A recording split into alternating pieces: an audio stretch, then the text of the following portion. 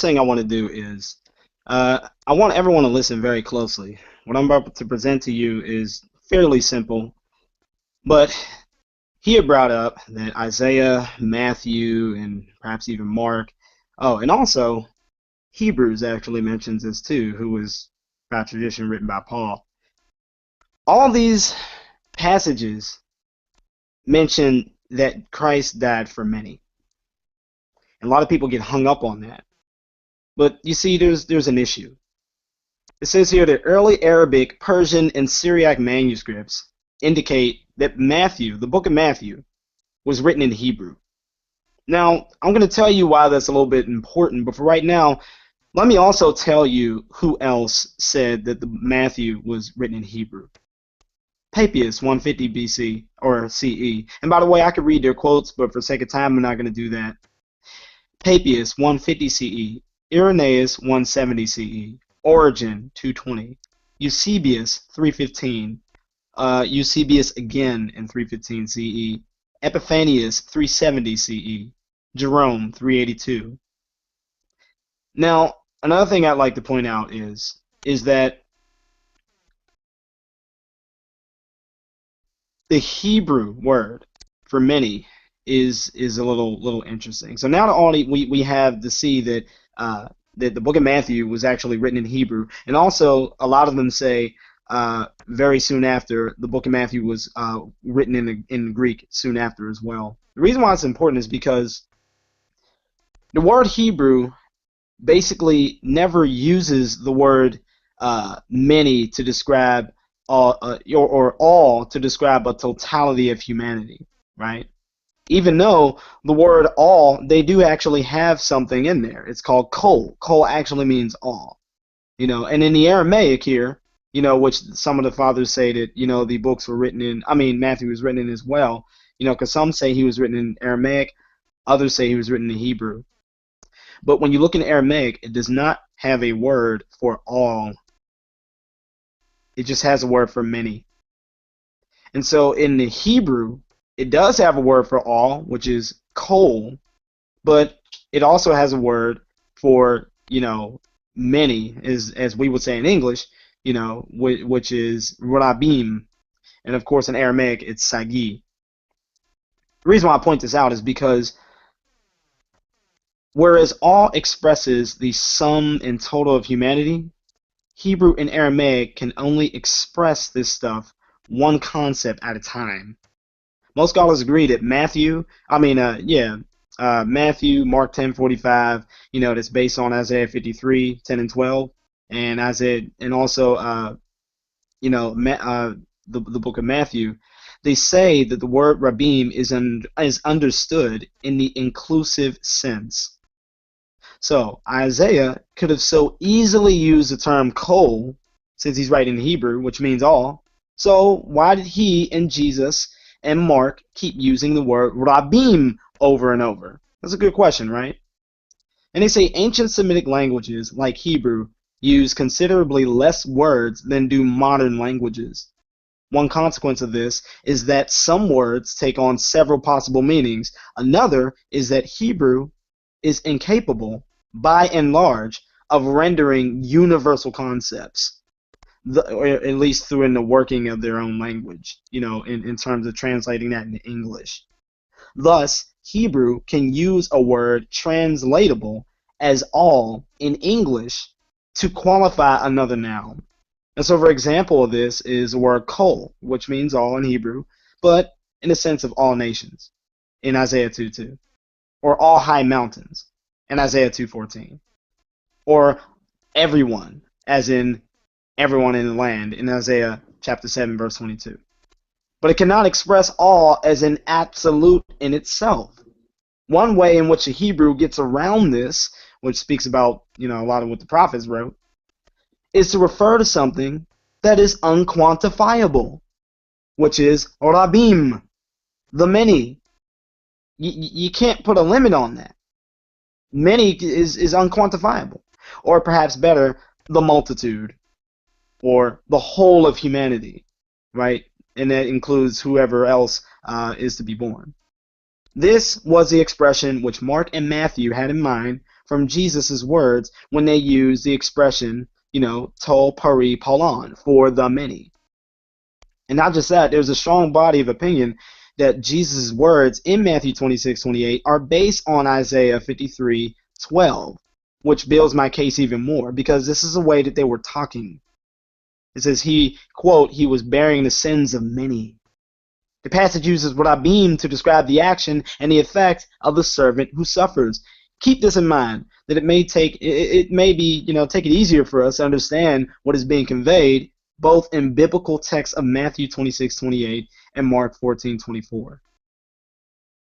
And so the reason why I brought that up is because if that is the case, and Jesus taught the disciples, and of course the disciples begin to teach, well, this is the reason why you see when Paul writes to Timothy in the Greek, which I really didn't want to get into, but the Greek actually has a different term for many, which is poloi. It's equal to the way that we say many, it's equal to the way that we say all, in our English language. And so when Paul actually wrote to Timothy, this is the reason why he learned from Jesus, and when he wrote in the Greek, he said, oh, he was a ransom for all. But in the Hebrew, since Hebrews, they really couldn't kind of, get far with the Greek, in Hebrew.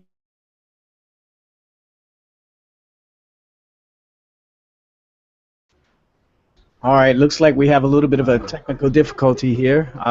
Looks like ssoreal must have lost connection and he fell out the room. Okay, but the clock has been stopped, and looks like he's back in the room now. Let me, okay. All right, ssoreal, the clock was paused the moment you left the room, so you're not going to lose any time. So whenever you're ready, Remy will start the clock and you can go. Okay, so like I was saying, so when you have Paul saying, oh, he was a ransom for all, well, in the Greek, he could say that because the language allows it. And yet, he learned this from, the apostles, who also learned it from Jesus. But since the church fathers say that Paul wrote to the Hebrews, isn't it interesting when you read in the Hebrews what phrase keeps popping up all over again? The many, the people, the many. He died for the many. He did this for many. What was he really saying? And so this is the reason why people can pull all kinds of quotes from maybe even perhaps the church fathers, and they'll just say, oh, look, the text says many, because they're reading the Greek version of Matthew and not the Hebrew version. And not just that, but when you read the Hebrew in terms of Isaiah, well, now you perfectly understand why they were talking like this. So your main thing that you'll have to disprove now is, if Paul ended up writing a ransom for all, and that language, and that everything that I just said, let's just say it was a lie. Well, then you'll have Paul contradicting what Jesus said. But if you put that historical context in there, it makes perfect sense. So, and also, it also denies just the way that Paul uses it in other passages. He said, through one man's transgression, many were made sinners. Now, when he says many, does that mean that people were born into this world who were not made sinners? Oh, but Paul pretty much kind of understands like what he's conveying here. So you can see that he'll even kind of go in and out as to how he's kind of using these terms. But if you know not a lick about how Hebrew people talk to people, and if you're not a Jew, that'll go over your head when you open up a Greek manuscript. So these are just little things that I could just show. Another thing that I wanted to show was, I think he mentioned Matthew chapter 10 or John chapter 10 and said, oh, you don't believe because you're not of my sheep. But actually, if you actually read verse 9 here, it actually says something pretty interesting before he ends up saying that. And so you could look at verse 9 and it says, sorry, forgive me. It says, I am the door. If anyone enters by me, he will be saved and will go in and out and find pasture. Last time I checked, when someone says anyone, that's an opportunity right there. And once again, here's this open door. And yet he's trying to lock this theology of a guarantee on, verse 15 or something. You can say that, Christ died for his sheep and his people and all this and that. And I say this all the time. he is being specific but not exclusive. I'll say it one more time. He's being specific but not exclusive. I'm looking for the passage where it says he only died for his sheep. He only died for the church. He only died for us, right? But you don't see that. What you do see is, they'll try to jump to things and say, well, it says in, the first chapter of one of the Gospels, one prophet ended up saying, oh, he will save his people from their sins. Everybody knows, if you go back to the first century, that prophet that said that, who was under Roman occupation at the time as a nation, they're going to say his people meant the Jews. Now, did that guy say only the Jews? No. And I'll even give him that. Let's just say he meant some secret elect, even though that theology wasn't even all that potent with the Jews. Let's just say he meant some secret elect. He'll save his people from their sins. Why didn't he say only his people? You can just kind of do this all day. I could talk about church fathers and things, but what I did was I want everyone to look at what the apostles are using to describe the atonement. Propitiation, expiation, reconciliation, repentance, right? Forgiveness of sins, right? Having their sins forgiven. Look at how they're using these terms. And by the time you're done looking, you're not going to come away with, oh, this is just a guarantee of elect that, Christ won't fail in saving it. That's a guarantee. No, you're going to see an opportunity for all. I don't even care if you go to John 3:16. I've walked with them through this before, or even in John 6. The reason why I pull up John 6 is because they say, well, this is a way that, people are going to come in through the elect or whatever. People are going to come in elect. And meanwhile, when Jesus is talking about that, he's not talking about the secret elect. He's talking about the Jews. That's what he's talking about. If you just look at the simple, plain reading of Jewish history, you'll see that God always did things with the Jews first. And that way he used the Jews to go ahead and reach the rest of the world. That's why they were a light to the world. That's why they were bringing light and salvation to the Gentiles. It was the same thing in John 6. Those things that he was talking about the Jews that he would draw. And John 17 puts a cap on that, because in his priestly prayer before he was crucified, he ended up saying, listen, all those people that, were drawn to me and this and that, I kept them. I prayed for them. I did this for them. And now I'm about to die. But I want you, Lord, to, watch over these people. And don't let them be overtaken by the evil one.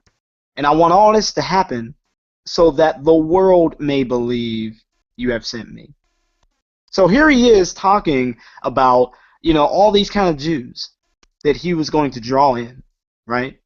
And then from those Jews, they were going to be the seed for the new church, right? His church. And he was going to draw all men unto himself. So that's what it's talking about in John 6. But you would have to throw it out of the way and say, no.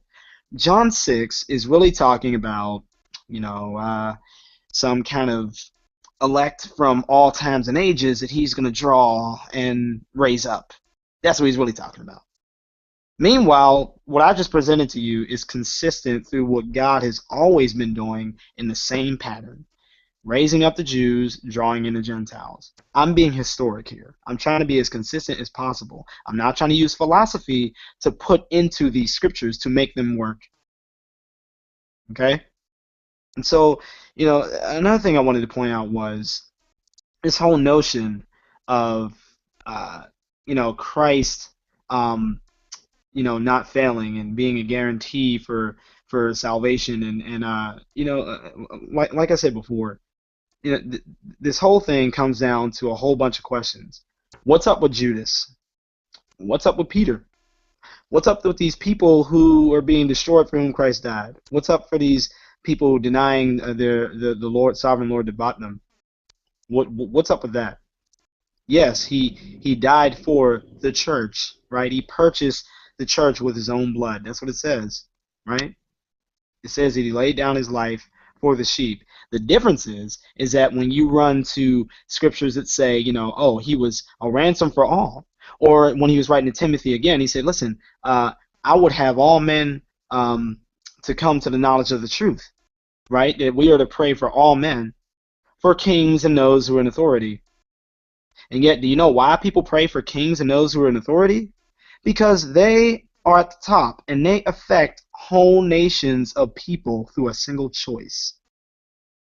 Then later on, down in that same chapter, verses later, he talks about what happens when you pray for these leaders. He says, well, we want all to be saved. He will have all to be saved. I mean, it just makes perfect sense if you just go ahead and look at this stuff and just read it in a plain historical light. But for limited atonement, you have to take all those passages that says he was ransomed for all and that he was a sin for not only ours only, but for the whole world. You have to take all that and you have to make it sound like it's, or all doesn't mean all, or it only means elect. And you have to do that through logic. Meanwhile, I have consistently proven through Scripture that, it is inclusive. That can also be specific. A universal call and a universal thing can also be specific. So for them, it has to be exclusive, even though the word only is found nowhere. And not only that, but I lost my train of thought. There was one more thing I wanted to say before the timer is out, and it was this. Trying to think here. It escapes me. I think it had to do with. You know what? It's gonna hit me, but what I will say is that you're gonna have to really reinterpret a whole lot of scriptures, like Father, forgive them, for they know not what they do. Who was he talking to? Or John 3:16. The word world is cosmos. The believing ones is pas has pisteon.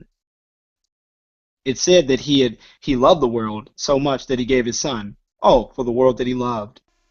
That whosoever, or that all the believing ones, would not perish but have everlasting life. Despite him giving his son for the world that he loved, the only people that were going to benefit were the people who believe. Just like it said in Numbers 21. The snake was raised up, but yet only those who were bitten believe. Just like it says in Leviticus. Yes, he sacrificed for you, but only those who... Okay, that's the time.